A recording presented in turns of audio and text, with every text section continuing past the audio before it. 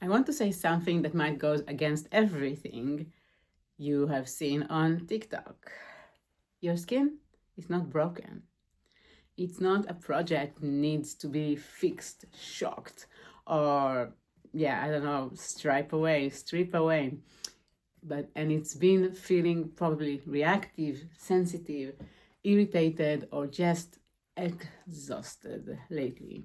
If this is the case, I think I know why. Because what I see almost every single day in my salons in Amsterdam and Amstelveen is a skin that is just trying hard to keep up, and it's so tired. TikTok has turned skincare into something that never ever stops. More hacks, more trends, scrub deeper, add another serum, try this hack. It's like a shooting machine, shooting you the whole day, new things you have to try. While I have a lot to say about this platform, but anyway. I understand why it's tempting. We all want quick results. But here's what years of working with skin actually taught me. Your skin never will respond good to pressure. It responds good to safety. So today I'm going to walk you through the most common TikTok trends that are damaging your skin barrier and what I gently recommend instead. The first one, ice on your skin. You've seen it everywhere. Rubbing ice directly from the freezer on your face to tighten, depuff, and brighten. Okay, yes, in the moment you might notice a quick effect, but there's what's actually happening underneath. Your skin is getting into shock.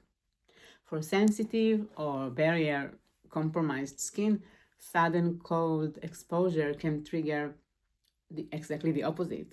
Can trigger redness, broken tissues, and over time increased reactivity.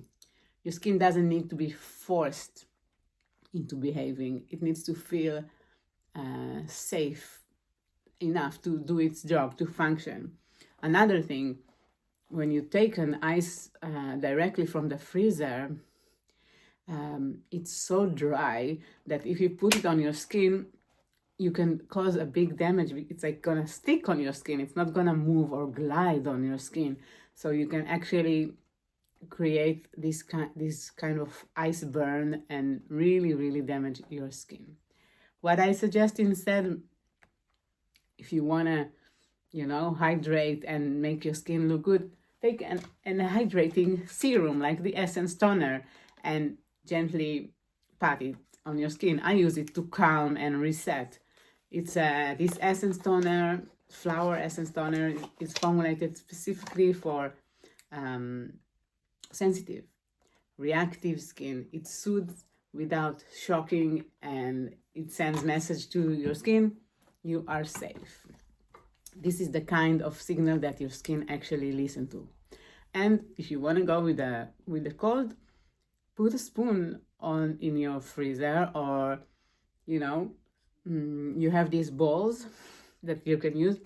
I always run it a little bit underwater so it's not sticking to the skin, and then I will use it. But we don't want to shock the skin. We want to work with it. The second one, over-exfoliation. I spoke about it so many times. The next trend is damaging the skin week after week, if not day after day, basically. And it's aggressively cleansing and scrubbing it with more brushes, more scrubs, acid, one and more. There's the idea that if you cannot feel it burning or working, it's not working. But it's not true, of course. And that squeaky, clean feeling, this is your skin barrier actually being stripped away. And when your skin barrier is damaged, your skin will break out more, become more sensitive, and lose its natural glow. Clean skin doesn't mean stripped skin. It means balanced skin. So you want to use a gentle cleanser, not over-exfoliating every day, and not go and raise, to higher and higher acid and make crazy experiments with exfoliating serums that look like blood. We all know which one, I think, on your skin every day. The next one is do-it-yourself hacks. Now, listen, I know it can be fun and some things actually really work, but you really have to understand the difference between the things that are just damaging. Lemon, baking soda, again, these things are not the do-it-yourself things you want to see and follow. I do understand the intention. We want something pure, simple, close to nature, and actually this is my intention all the time, but still, it's not that you will take every product just because of you love the brand and you think it will work. The same with nature. I love nature, but it doesn't mean that everything from nature is good to my skin, for my skin. Natural doesn't always mean nurturing. Your skin has a very delicate pH balance, and disturbing it with the wrong ingredients can cause irritation, pigmentation, and long-term sensitivity that takes months to heal. So, and I think the word natural is being so abused on TikTok. Again, because not everything, like lemon, I will drink it in my tea, amazing, but I will not put it on the skin. It's super makes your skin, even more sun sensitive, and just big, age spot and sunspot can create from that. So be cautious with the word natural. And I'm saying that from someone who loves, nature stuff. The next one is skincare overload.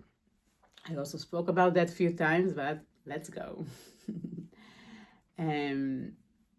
All these crazy routines, layer after layer after layer, another serum, another acid, another toner, another active, often applied on top of each other without understanding how they interact, without even giving time to your products to work. Your skin is not designed to process so much at once. The same as you will not go to a 5-course meal and we'll eat everything together. So it's not, I see the problem many times that it's not a lack of skincare, but it's overload of it. That like, again, packing one after the other with zero supporting to the skin, zero understanding what each product does, and what can it work with and what can it not. So sometimes the most powerful thing for your skin you can do, especially if it's reactive and sensitive, is to simplify. Not make it a 10 steps routine. Yes, you can have 10 steps routine that all the products are actually supporting your skin.